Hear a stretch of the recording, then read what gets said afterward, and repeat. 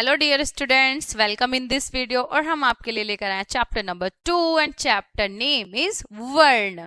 ठीक है, अब हम यहाँ पे जानेंगे कि वर्ण क्या होता है। ठीक है, तो वर्ण क्या है, मैं पहले थोड़ा आपको वर्ण के बारे में बता देती हूँ। वर्ण होता है जिसके हम टुकड़े नहीं कर सकते। वर्ण भाषा की ना सबसे छोटी इकाई होता है। ठीक है, हम पूरे वाक्य के टुकड़े कर सकते हैं, अलग अलग बांट सकते हैं, शब्द को भी अलग अलग कर सकते हैं, लेकिन वर्ण वर्ण सबसे लास्ट में आता है। ठीक है, और मतलब स्टार्टिंग ही वर्ण से होती है। अपनी भाषा को हम लिखने के लिए जिन चिन्हों का प्रयोग करते हैं वो वर्ण ही होता है, और वर्ण के हम टुकड़े नहीं कर सकते, उसको और नहीं बांट सकते। ठीक है, तो यहाँ पे चलिए जैसे कुछ चित्रों को देखेंगे, पढ़ेंगे और उनको समझेंगे। ठीक है, यहाँ पे क्या है, घड़ी है। अभी घड़ी कैसे करती है, साउंड इसकी टिक टिक। और ये क्या है, फोन है, टेलीफोन, ये कैसे करता है, ट्रेन ट्रेन। अभी ये बच्चे का खिलौना है, उसकी आवाज कैसी है, झुन झुन, जिसको झुनझुना कहते हैं। आप और हम दिन भर ऐसी बहुत सी ध्वनियां सुनते रहते हैं। ठीक है, जितनी हमारे आसपास जो हम कुछ बोल रहे हैं या कुछ और भी कुछ ध्वनियां, आवाजें, किसी भी चीज की, किसी भी वस्तु की कोई भी आवाज हम दिन भर सुनते रहते हैं। जब भी हम या कोई और बोलता है, तो हम बोल रहे हैं या कोई और बोल रहा है, तो मुख से छोटी छोटी ध्वनियां समूह के रूप में निकलती हैं और ये ध्वनियां वर्ण कहलाती हैं। ठीक है, तो जैसे अभी मैं बोल रही हूं, अगर मैं बहुत धीरे धीरे बोलूं, ठीक है, तो मेरे मुख से जो ये ध्वनियां निकल रही हैं, अब ये ध्वनियों का समूह, ठीक है, जो ध्वनियों का समूह है वही सार्थक शब्द होगा। और जो छोटी छोटी ध्वनियां निकल रही हैं वो क्या है, वो वर्ण है, और वर्णों से मिलकर फिर शब्द बन जाता है। जब इन्हें लिखा जाता है तो ये अक्षर कहलाती है। अभी जो अगर हमारे माउथ से जैसे अभी ये भाप निकल रही है, ये हवा निकल रही है, ध्वनियां निकल रही है, तो अब तब तक क्या है, ये वर्ण है। लेकिन जब हम इसको अंकित कर देंगे, लिख देंगे इस वर्ण को, तो ये क्या कहलाएगा, अक्षर कहलाएगा। ठीक है, वर्ण या अक्षर भाषा की सबसे छोटी इकाई है और इनके टुकड़े नहीं किए जा सकते। इससे ही भाषा बनती है। किससे बनती है भाषा, अक्षरों से, वर्णों से। ठीक है, इनसे ही भाषा बनती है। जैसे चलिए देखते हैं कैसे बनती है। जैसे एक शब्द है खिलौना। अब धीरे धीरे बोलेंगे, थोड़ा इसके साउंड पे फोकस करेंगे। जब हमने खिलौना बोलना चाहा तो हमारे माउथ से कैसे कैसे साउंड निकल गया, ख ई ल औ न आ। अब इसको हम जिनका समूह बनाएंगे, एक साथ बोलेंगे थोड़ा स्पीड से, खिलौना। ठीक है, तो ये बन गया शब्द। अब हमने यहाँ पे देखा है कि खिलौना 6 छोटी छोटी ध्वनियों से मिलकर बना है। किससे मिलकर बना है, 6, इन 6 ध्वनियों से।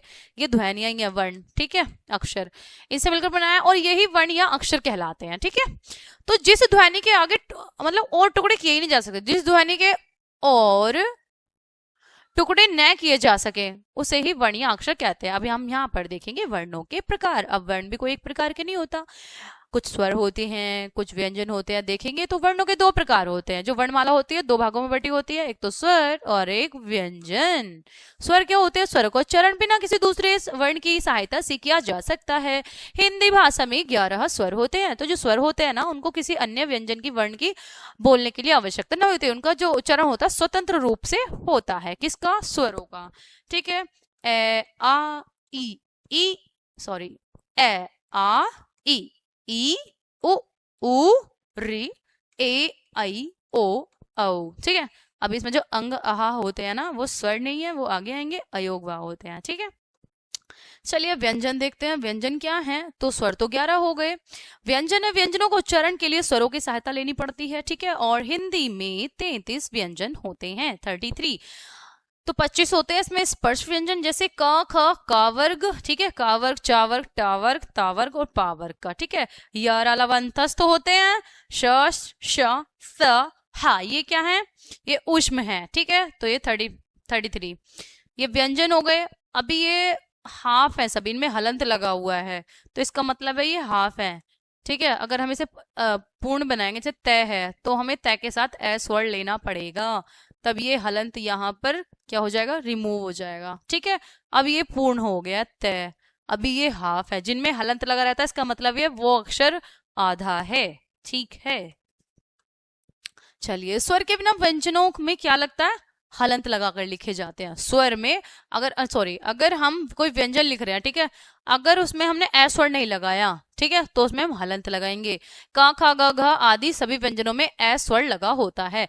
कै लिखेंगे, अगर ये कै पूरा है ना, यहाँ पे हलंत नहीं है, इसका मतलब इसमें ए भी है। ठीक है, जैसे कै प्लस ए कै, खे प्लस ए खे, मतलब जितने भी वर्ण व्यंजन है ना, व्यंजन, ठीक है, उन सब में ए लगेगा।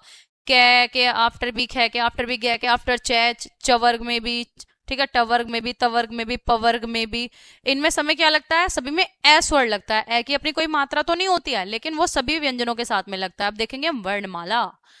तो जिस प्रकार फूलों को रंगों आदि के क्रम से धागे में पिरोने से माला बनती है, ठीक है, कोई बीज हमने एक माला में, एक धागे में पिरोए, वो एक माला बन गई। उसी प्रकार वर्णों के क्रम, वर्ण जो हैं, ठीक है, क ख ग या ए आ ई, ये सब, इन सबको हम अगर एक सीक्वेंस में रखें, एक क्रम से लगाएं, तो क्या बन जाएगी, वर्णमाला बन जाएगी। और लगाना भी कैसे है, क्रम के अनुसार, ऐसे नहीं कोई सा भी व्यंजन हम कहीं पर भी, ठीक है। तो सभी भाषाओं की अपनी अपनी वर्णमाला होती है। हाँ जी, सभी भाषाओं की अपनी अपनी अलग अलग वर्णमाला होती है। जैसे पंजाबी है तो वहां की लिपि जो होती है गुरमुखी, ठीक है, हिंदी की देवनागरी, संस्कृत की भी देवनागरी, ठीक है। हिंदी की वर्णमाला में 44 मूल वर्ण होते हैं। अब जो हिंदी वर्णमाला उसमें कितने हैं, 44, ठीक है, 44। इसमें कुछ अन्य वर्णों को भी स्थान मिला है। अंग्रेजी की वर्णमाला में 26 अल्फाबेट लेटर जो होते हैं A to Z, और हिंदी में 44, ठीक है। अन्य वर्ण देख लेते हैं, वो अन्य वर्ण कौन से हैं, ठीक है। तो हिंदी वर्णमाला में कुछ अन्य वर्णों का भी स्थान मिला है, ठीक है, जैसे अयोगवाह है। जैसे मैंने आपको अभी बताया था, अयोगवाह क्या होते हैं, अंग और अहा, अनुस्वार, और एक और होता है अनुनासिक भी आता है, ऐसी वाली डॉट होती है, ठीक है, अनुनासिक। और ये विसर्ग होता है, इसकी साउंड होती है के जैसी, इसके अंग, ठीक है। चलिए, तो अयोगवाह, इनका बातचीत या लिखने में बहुत बार प्रयोग होता है। किसका, अयोगवाह का। जैसे हमारे झंडे का तिरंगा, हमारे झंडे को तिरंगा भी कहते हैं। अब तिरंगा में अंग का प्रयोग हो रहा है ये, ठीक है। ऊंट में चंद्रबिंदु का प्रयोग हो रहा है।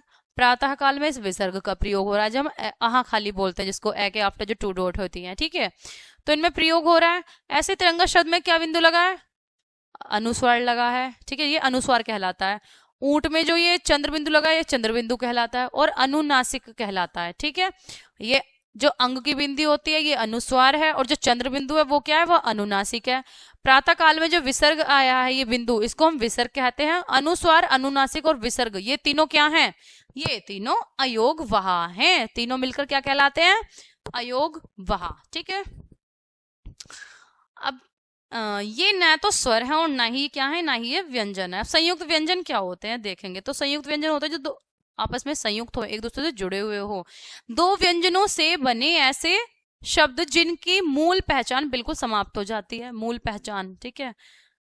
तो जहां दो अक्षरों से मिलकर एक शब्द एक अक्षर बनता है, दो व्यंजनों से मिलकर एक व्यंजन बना है, ठीक है, तो वही संयुक्त व्यंजन है। जैसे क्ष है, क्ष, ठीक है, तो क प्लस स क्या बनता है, क्ष बनता है। त प्लस र से मिलता है त्र, ज प्लस यहाँ से बनता है ज्या, श प्लस र से बनता है श्र, ठीक है, तो हो जाएगा क्षत्रिय, त्रिशूल, ज्ञानी, श्रमिक, इस तरह से। विकसित व्यंजन क्या है, कुछ शब्दों के शुद्ध उच्चारण के लिए हिंदी भाषा में क्या होता है, ड़ ढ़ को विकसित किया गया है, और विकसित व्यंजन यही कहलाते हैं। कौन कौन से विकसित व्यंजन, ढ़ और ढ, ठीक है। अब जानेंगे कुछ इसके मेन पॉइंट। मुख्य बात है, जिस ध्वनि के और टुकड़े न किए जा सकते वह क्या है, वर्णीय अक्षर है। तो वर्ण अक्षर क्या है, जिसके और टुकड़े नहीं किए जा सकते। वर्णीय अक्षर भाषा की कैसी इकाई है, भाषा की सबसे छोटी इकाई, और इससे ही क्या बनती है, इनसे ही भाषा बनती है।